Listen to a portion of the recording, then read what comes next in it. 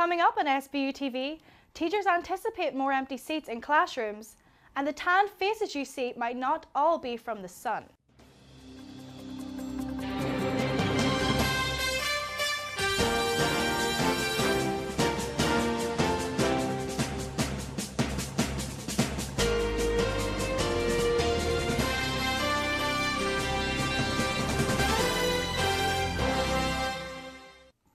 Hello and welcome to SBU TV. I'm Ashley Kate McCann. And I'm Tanner Jubenville. And I'm Mike Bednarowicz, and I'll be back later with sports. Western New York parents have been fighting the state education department over education reforms for a while now, but recently the debate took off as many students have refused to take the state tests. Joe Pinter has more. Imagine being a 4th grade student and being told by your parents you didn't have to take a benchmark exam that day. Sounds great, right? It's not that simple. Parents all across Western New York have been telling their children not to take state exams that are used to evaluate teachers in school districts. This year, refusal rates for students grades 3 to 8 taking the ELA and math exams has grown rapidly. Well, it assesses the district, it assesses teachers, and it assesses students. And the information, the student information, is used for academic intervention.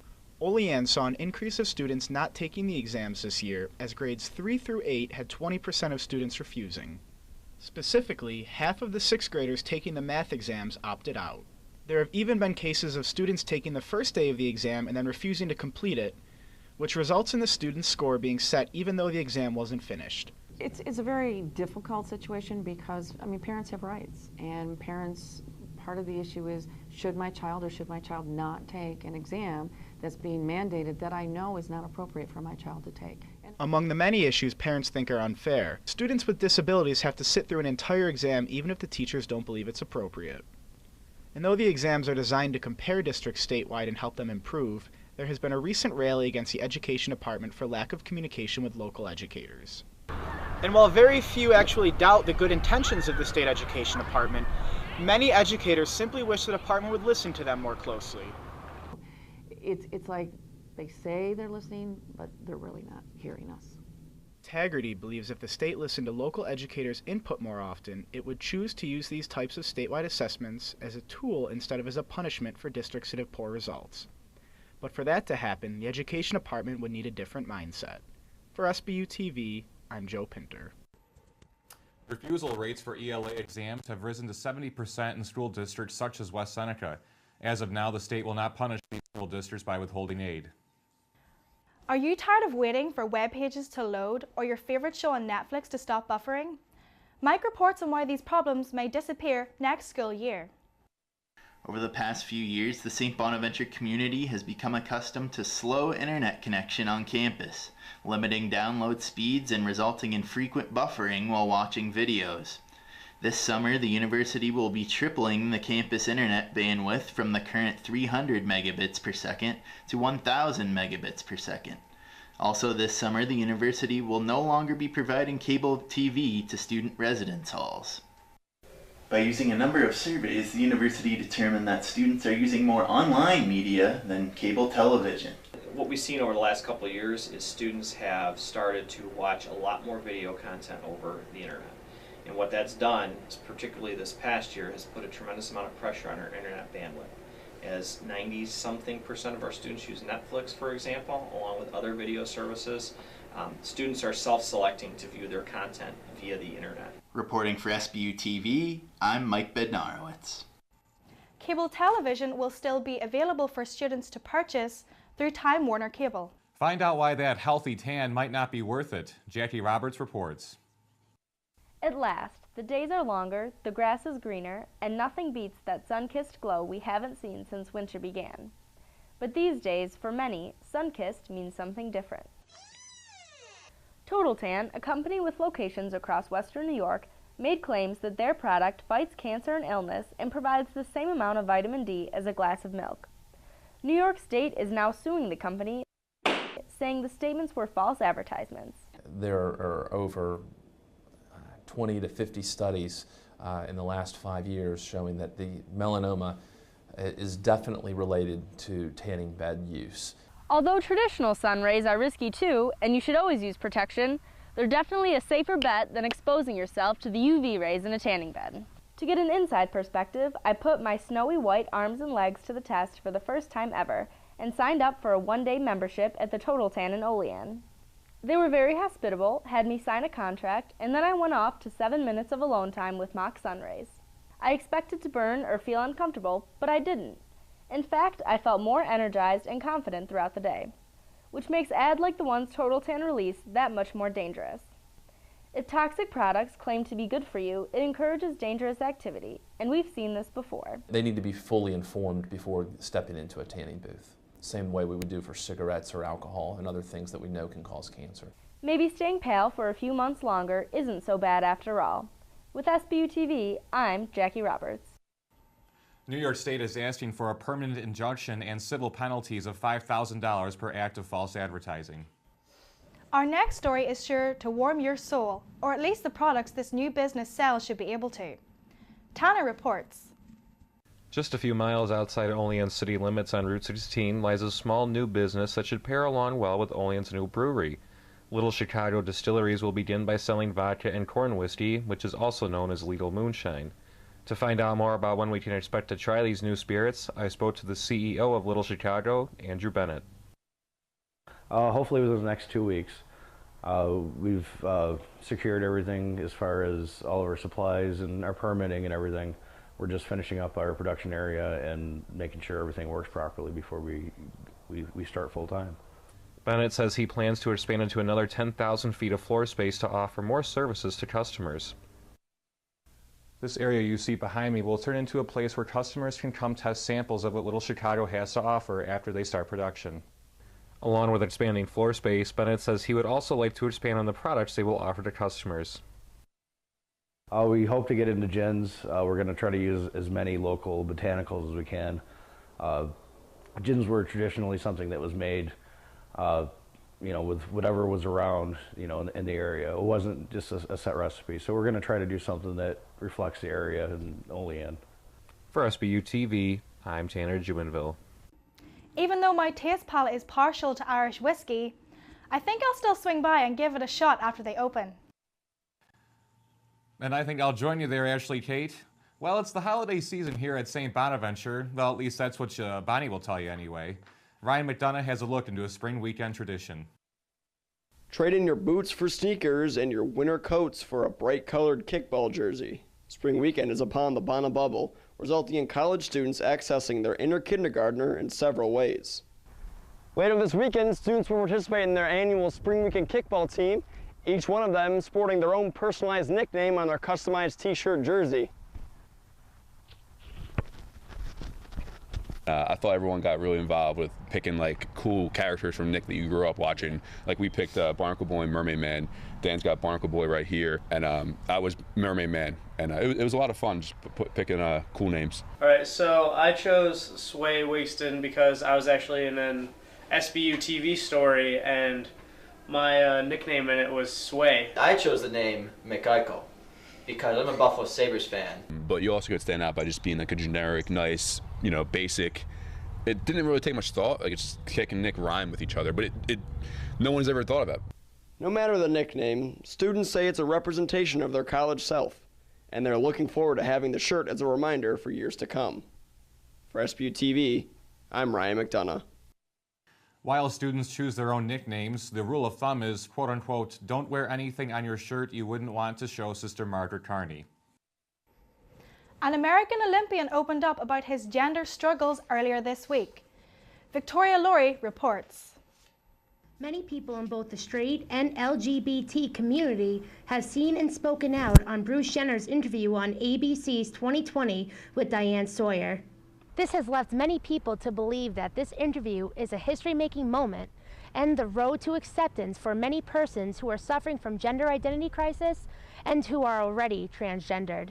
I sat down with some students at St. Bonaventure University to see how they felt about this issue and how something like this could affect a Franciscan-based value university. Yeah, I think it's awareness in the simple fact that people are also beginning to talk about it. In everyday lives and homes, you're going to see people discussing at the dinner table. I think, the whole transgendered population is something that is not really known about in America. yeah, you hear about it, but there's still like there's so much confusion behind it. And so I think Bruce Jenner's interview and him being so brave and speaking about his own transition definitely is a positive thing for our community, not only our broad community, but our community here at Bonaventure, because who knows, maybe one day we might have to, have a transgendered student on campus, and so we should know how to, approach that situation. Through the Bruce Jenner story, students at St. Bonaventure can set an example through learning and understanding different ideas and welcoming other students who may be suffering with their gender identity. Breaks down, barriers, breaks down stereotypes, and it lets us all know that, we're all human. We all have different struggles in life. Some of them are more complicated than the others, but Bruce Jenner's interview definitely, told us all not to fear and to be comfortable with who we are, comfortable with ourselves, and try to seek out understanding for the things that we may not understand that people are going through. For SBU TV, I'm Victoria Laurie. The interview had ABC's biggest audience in 15 years. It was the most watched non-sporting event on a Friday since 2003. Throughout Olean, Allegheny, and the rest of Western New York, your one-stop shop for your morning breakfast on the go is most likely Tim Hortons. Michael Loffredo did some deep investigating into the history behind the corporation's name. Grabbing a coffee and a bagel is a routine for most during your average person's morning commute. Tim Hortons Cafe and Bake Shop first opened its doors in Hamilton, Ontario, Canada in 1964. While many will just enjoy their morning pick-me-up, some ask the question, who is Tim Horton and why is this place in existence? No idea who Tim Horton is. Never heard of it. Who's that? Horton was one of the best defensemen the game of professional hockey has ever seen, and a professor at St. Bonaventure University had a connection with the Hockey Hall of Famer that was as close as cream and sugar to go along with your morning cup of joe. Well, Horty came out of retirement to play for the Sabres, and my stall in the dressing room happened to be next to the one they gave to him, and so I just chatted with him a bit, and my relationship was, I guess it was like with almost any of the players, and that was good for me because I was doing a lot of practice goaltending, and he wasn't a warm, fuzzy buddy of mine, but he was a friendly acquaintance of mine, and we shot the bull a few times together, and I enjoyed talking to him. I know I'm probably one of the last people on the earth who probably skated on the ice with Tim Horton, and it's kind of a weird feeling. Horton accumulated 24 seasons in the National Hockey League. Known for his strength and calmness under pressure, Horton's NHL accolades include 4 Stanley Cup championships during his 20-year tenure with the Toronto Maple Leafs. Horton's career ended as a member of the Buffalo Sabres, but his career did not come to an end on the ice. Wieland, the former public relations director for the Buffalo Sabres from 1970 to 1995, had quite the daunting task in the early morning hours on February 21st of 1974. And so he drove down the Queen Elizabeth Way to get back to Buffalo. He had permission. And he got near St. Catherine's, and right in front of the hotel where the team usually stayed in training camp, he lost control and he was killed in the accident. And my phone rang about, I guess, 3 in the morning, about that time.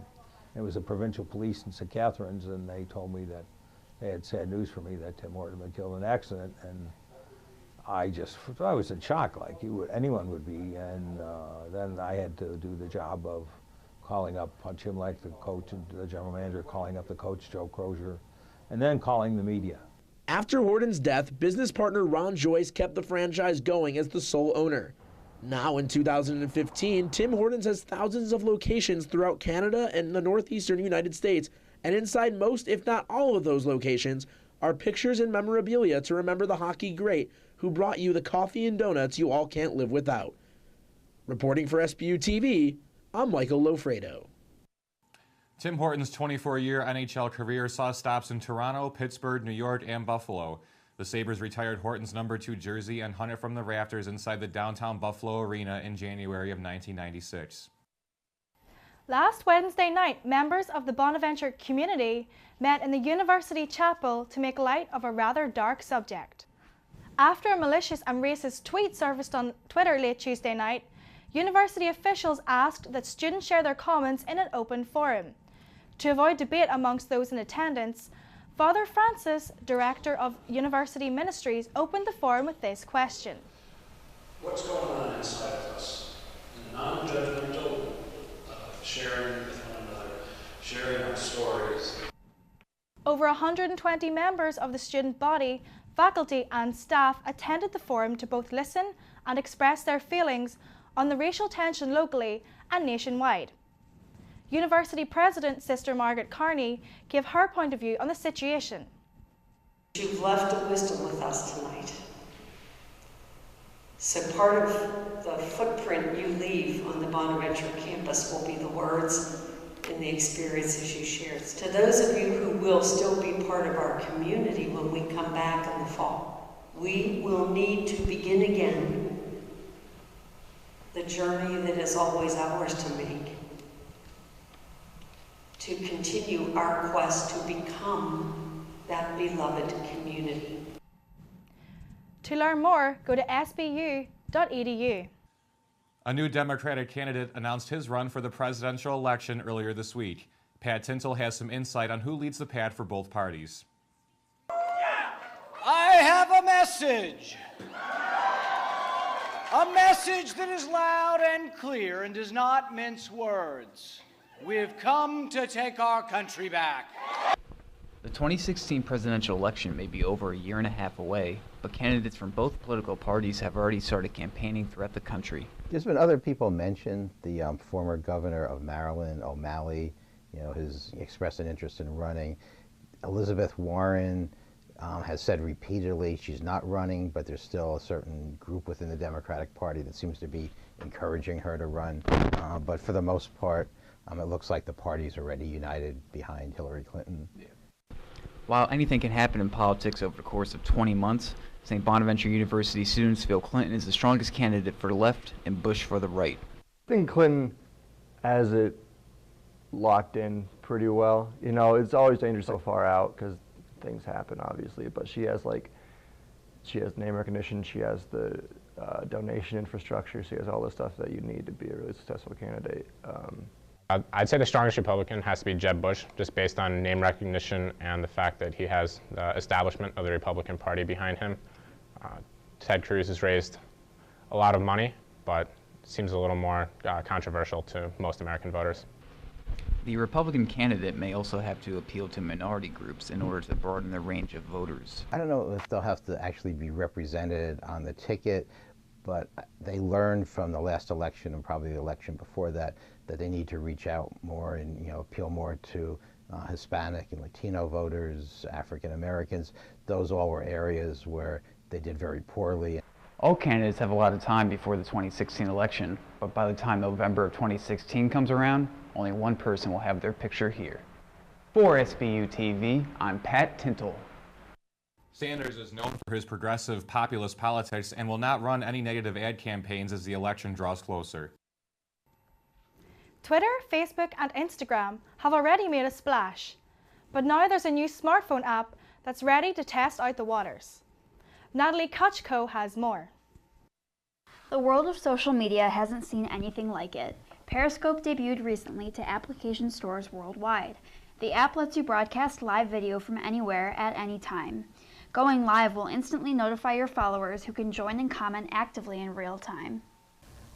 Periscope is a new social media network that's gaining attraction fast. We spoke to a local college student who reflected on his use of the new application and where it's going from here. He had this to say. I was reading an article about how Twitter was planning on acquiring the company Periscope, and it seemed very interesting at first, and after a little bit of research into it, it seemed like a very cool, sort of like futuristic social media source. And then when the app was released, I downloaded it. The popular app hit 1 million users in its first 10 days alone. Many broadcasters and celebrities use it to give viewers a closer look into their stories and personal lives. It allows you to replay users' content for a full 24 hours after it is posted. Periscope has linked with Twitter as an outlet to share posts. Users may receive hearts, otherwise known as likes, to improve their reputation on the app. So Periscope for Twitter is just a great opportunity for it to grow into a big social media giant where you'll have live tweeting, you'll have people live periscoping and video chatting live, and just a sort of worldwide live social media application. The app is completely free to the public, and its attraction only seems to grow with time. For SBU TV, I'm Natalie Kucko.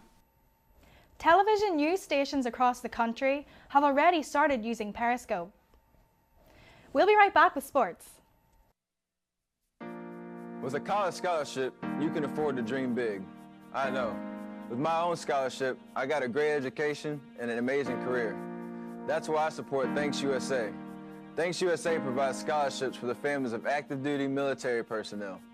With these scholarships, the spouses and children of our troops are getting an education that would otherwise be out of reach. So please, give to Thanks USA. Your support can help them win, and win big.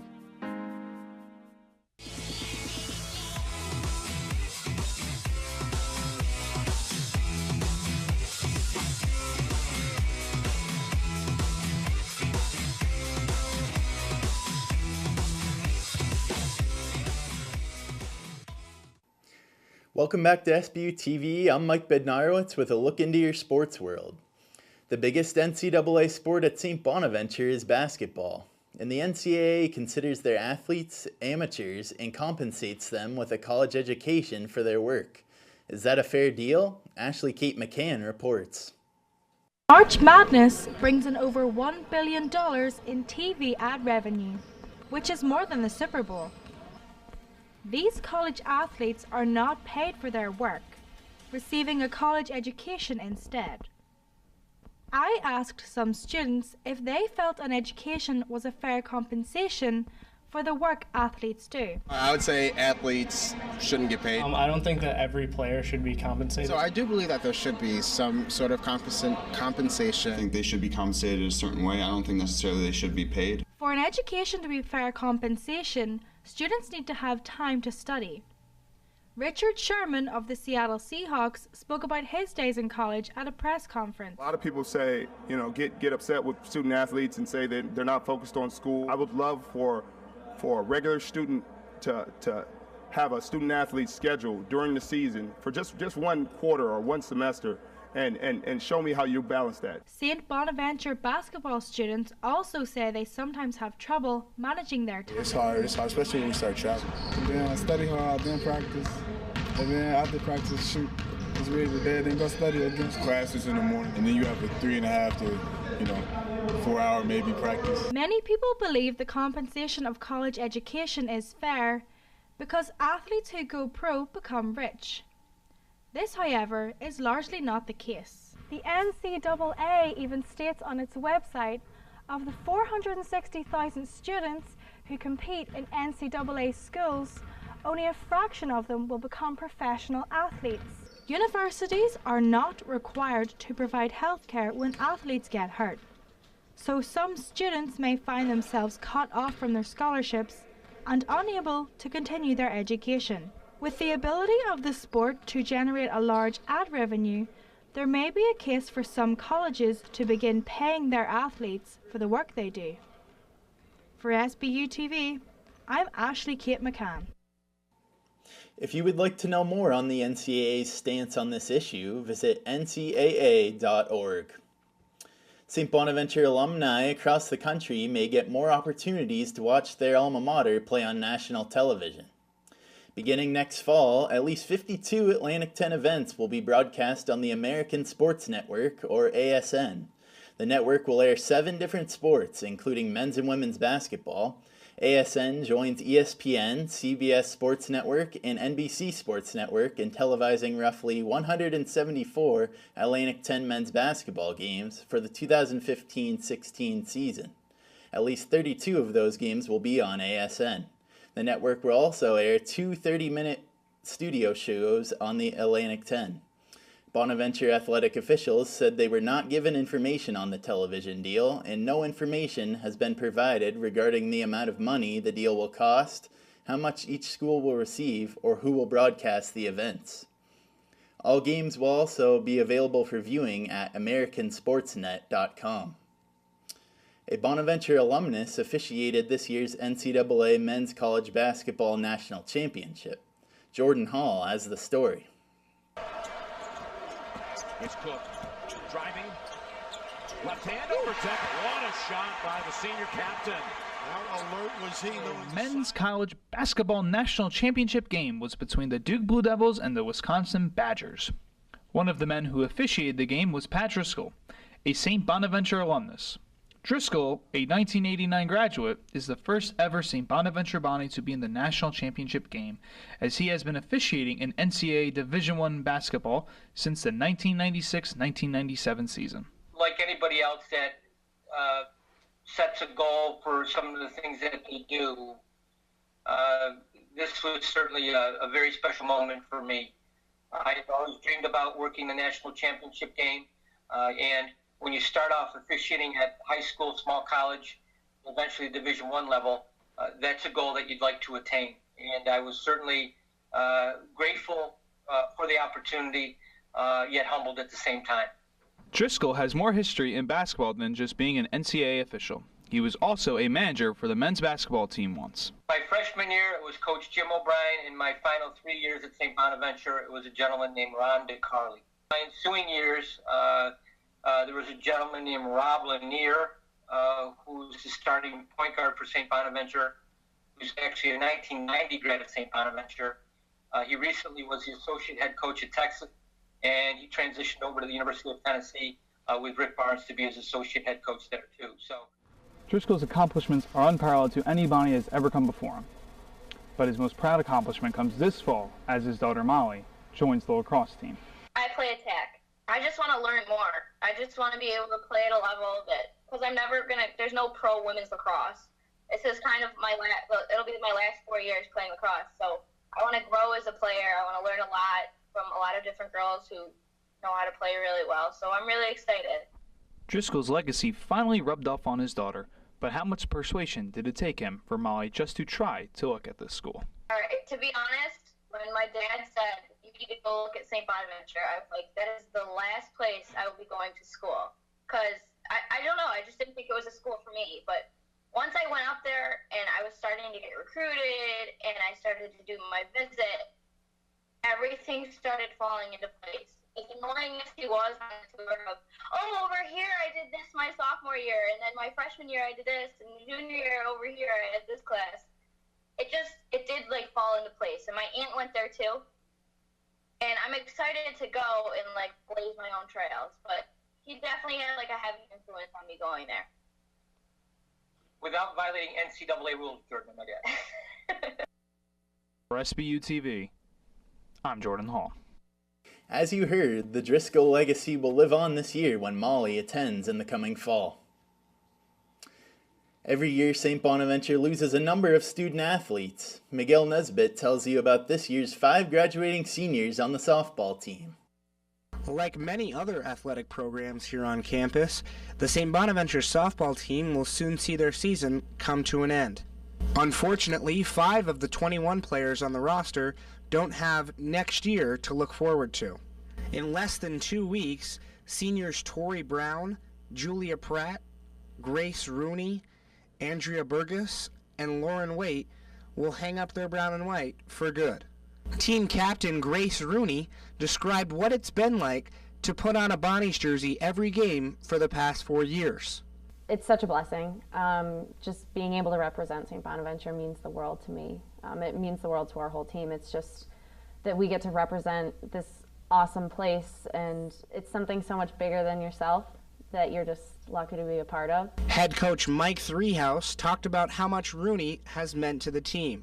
She's been absolutely fantastic, and it's, players like her, when you lose players like her, I told her the other day, you can't replace them. Somebody can only succeed her. That's it. Shortstop Tori Brown acknowledged what Coach Threehouse has taught the girls over the past 4 seasons. I think the thing he's probably instilled most is to always remember to have fun. This game's really serious and you're out there working your butt off, but at the end of the day, it's really about having fun. And I think in life you kind of need to remember that too, because if you get in a job that you don't love, you're obviously going to be miserable. So you got to love it and have fun no matter what. Catcher Andrea Burgess reflected on what she'll miss the most about being a member of the team. I'll miss everything about this team. Just like I said before, the aspect of our just team chemistry, you can't beat it. we stick together like nothing else. Coach Threehouse also talked about the loss of his 5 veteran players. They've made this program, got it to this point. And so, you know, that scares you as a coach. You just hope that next time the next group comes in, they can do what they did. I then asked each girl to describe St. Bonaventure softball in one word. Their response? Dedication. Family. It's just been invaluable. 100%. With SBU TV, I'm Miguel Nesbitt. This weekend, the Bonnies take on the St. Joe's Hawks in a 3-game series. And that will do it for us here at SBU TV. I'm Mike Bednarowicz. I'm Tanner Jubenville. I'm Ashley Kate McCann. Be sure to stay tuned for the Wolfpack Report.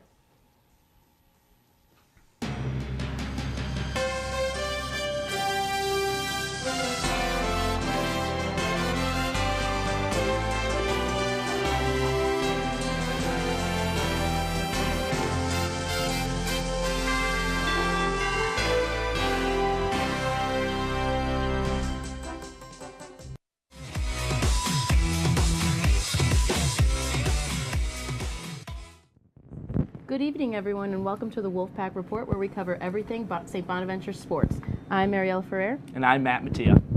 The St. Bonaventure baseball team traveled to Binghamton on Tuesday to play the Bearcats in a doubleheader.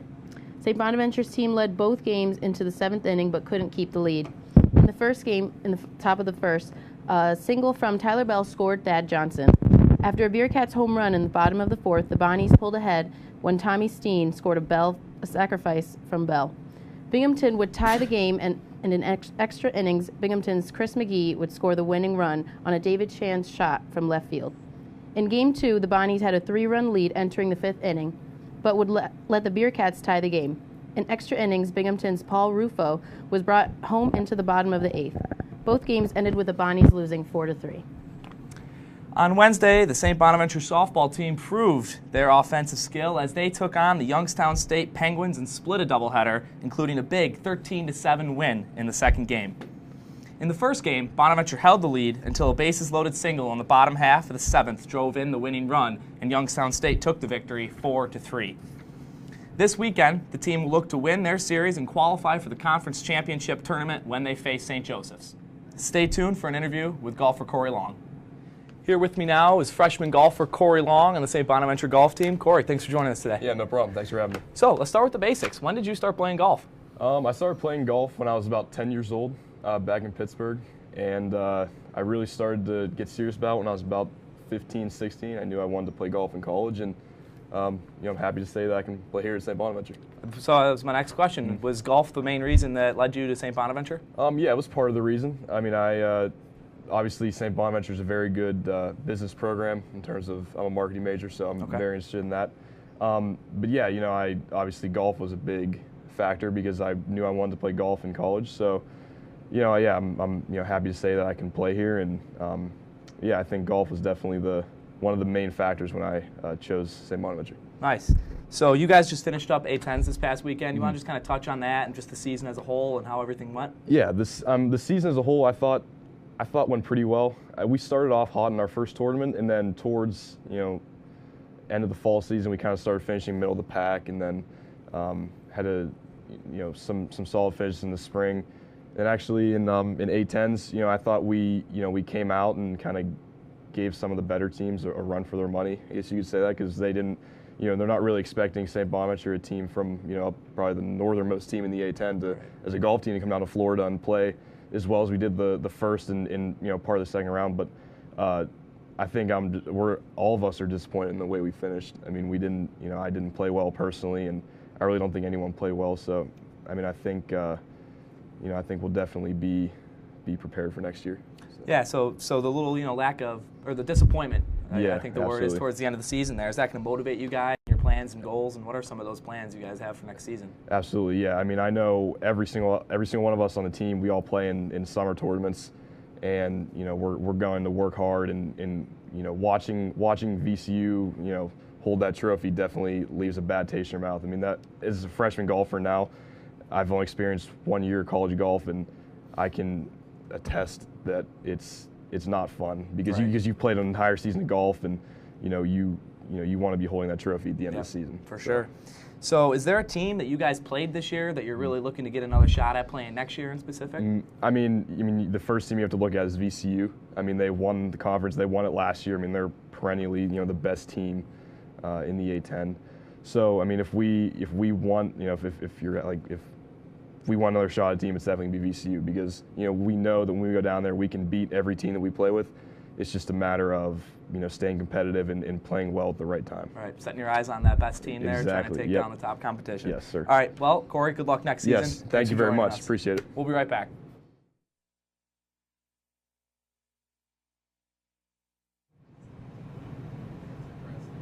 Go. Oh. Joining us today is senior on the tennis team, Fatia Amiri. Fatia has recently been named to the Atlantic 10 All-Conference second team for the second year in a row. Welcome to the show, Fatia. Thank you for having me. So this is your fourth year on the team. Is there anything you wish you'd done differently? I wish I actually took advantage of my freshman year because that was really the only year that we had a full team. And so I think we could have done much better. And so these past 3 years, we've actually suffered with a lot of injuries and people have been transferring and whatnot. Yeah. Okay. Is there anything or any team you enjoyed playing the most? Probably Colgate because there's just really big rivalry between the two teams, and it's been like that since my freshman year. Okay. Yeah. What was the environment like on the tennis team? Well, the girls and the guys team, we're really close because they're both just very small teams, and so we're competitive and yeah. Okay, so you've recently been named to Atlantic 10 All-Conference second team for the second year in a row. How does that feel? Feels pretty good. Last year when my coach told me, I was really excited, but I had hoped I would get first team this year, but yeah. Okay. What are your plans in regards to tennis or just life afterwards? I'll probably still play just because my whole family plays tennis, but after this, I will probably be going to Lake Erie College of Osteopathic Medicine, where I'll do my first year of post-bac and then followed by 4 years of medical school. Very nice. Yeah. Best of luck to you, Fatia, and thank you for joining us today. Thank you.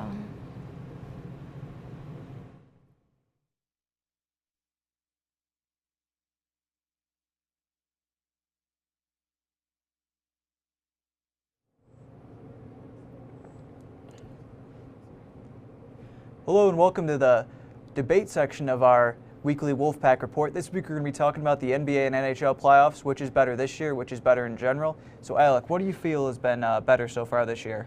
Well, this year I got to go with the NHL playoffs. I haven't watched a lot of basketball, and don't get me wrong, both the NHL and the NBA playoffs are awesome to watch. But one thing I've noticed with the NBA so far is the teams that have advanced to the next round have been very predictable. You think of the Cavaliers, you think of the Wizards, you think of the Warriors. Those teams, like the Cavaliers swept the Celtics, very easily. The Warriors swept the Pelicans. Look at hockey, there's Calgary Flames. Who expected them to beat the Vancouver Canucks? The Chicago Blackhawks were the 7th seed, and even they made it to the next round. So in hockey, if basketball is more predictable, hockey, anyone can win. Yeah, I'll agree that usually the NHL playoffs first round is a little bit better, but I think this year it's been pretty much the same. The NHL has been a little bit more unpredictable. The NBA kind of goes chalk generally in the first round, except for maybe last year. But I think generally as the playoffs go on, the NBA playoffs get better, whereas the NHL playoffs kind of stay the same, that kind of same unpredictable kind of thing. Whereas you get to the NBA finals and you have the titans of the sport playing against each other. You have LeBron going against the Spurs, or you have like Kobe going against, whoever. Not anymore, obviously, but you have kind of those kind of things going on, which it's a little bit better for the NBA. I think so far the NBA playoffs have been a little underrated, though, in some aspects. Even though some series have been 4-0, 4-1, there's been a lot of close games. There hasn't really been, too many blowouts or anything outside of the Pelicans-Warriors series. So I think it's been pretty good. I'll give the first round of the NHL, though. But now that the playoffs have started, who do you have going far in both sports? Well, I think it's pretty easy when you think about the Eastern Conference in basketball. Right off the bat, you got to go with the Cleveland Cavaliers. Even though they don't have Kevin Love, he's going to be out for the entire playoffs, which is very unfortunate. But they still have LeBron James. They still have Kyrie Irving. They still have Timothy Mozgov. They still got those players that can be successful. They're going to have to play the Bulls in the next round if the Bulls end up beating Milwaukee, which is going to be a very interesting matchup, saying they don't have Love for the whole series or J.R. Smith for the first 2 games, and Derrick Rose has been playing awesome. But I still think they got the edge. Atlanta's been looking terrible lately. They lost 2 games already to the Brooklyn Nets. So if Cleveland ends up playing Atlanta in the finals, I think Atlanta's going to get killed. Yeah, I kind of agree. I disagree a little bit, and I think that the Love injury and the J.R. Smith suspension kind of made it a lot more interesting. So I think before that, with the way Atlanta was playing, I was just going to go, I'd be shocked if the Cavs didn't make the finals. And now I think the Bulls are going to beat Milwaukee at least once in the next 2 games. And I think that's really going to be a series where the Bulls have a decent chance to win. I think the Cavs would be favored. Obviously, it's hard to go against LeBron, especially with the way Kyrie's been playing and how Mozgov's been down low. But I think that's going to be a good series. And in the Western Conference, I like the way the Spurs have been playing against the Clippers. They've been very impressive. But I'd be very surprised if they get by the Warriors with how dominant the Warriors have been on both ends this year. The Warriors are just, it seems like every time they're down the court, they score. Like Steph Curry had 62 points the other night. Klay Thompson's been on fire. And Steve Kerr, for his first year as a coach, has been absolutely fantastic. And one thing, I like the Memphis Grizzlies, but if Mike Conley's out, I don't give them a single chance to make it. If they have Conley, I think they could contend, but I got to go with the Warriors. Yeah, and one of my favorite stats with them, they have the #1 offense and defense this year. But transitioning into hockey, who do you like to make the Stanley Cup this year? It's tough because the Rangers look really, really good, and I'm going to have to go with the Rangers. And I like the Ducks as well, the Anaheim Ducks. They have the easiest path to the playoffs with the 4 teams in their division that made it. So I think Anaheim, New York Stanley Cup would be awesome. Yeah, they're both very good teams. One other team I'd look out for, though, is Tampa, who I really like. They obviously have a lot of offensive skill with Stamkos, Kucherov, Palat, Johnson, but they're a better defensive team than they're given credit for. Ben Bishop hasn't been very good at the playoffs in goal, but they trap people. Their forwards trap people very well and make it a lot harder on the team to move the puck out of the zone, which I really like a lot. And they're a very good young team. I think they're going to beat Montreal first of all. Then I think they are going to give the Rangers a good series in the conference finals, if not beat them. The thing with Steven Stamkos is he went that entire Detroit Red Wings series. He didn't get a single point. Yeah. He has a chip on his shoulder. He's going to score. I think he's going to have a ton of points against the Montreal Canadiens. Yeah. And I think that's partly why he's so impressive is that they didn't score. Stamkos didn't score. Ben Bishop played terrible, and they still beat the Red Wings. Tyler Johnson. Tyler Johnson playing very well. You picked the Eastern Conference. What about the West? I like Anaheim out west. I think. I think Chicago will give them a good series, but the thing is, I think after a while it kind of builds up on you. They go far every year. I think eventually they'll wear down, and I like Anaheim. But that'll do it for our debate section this week on the Wolfpack Report. Have a good weekend and go Bonnies. From our L and I, that does it here today. And from everybody at the Wolfpack Report, have a great day and go Bonnies.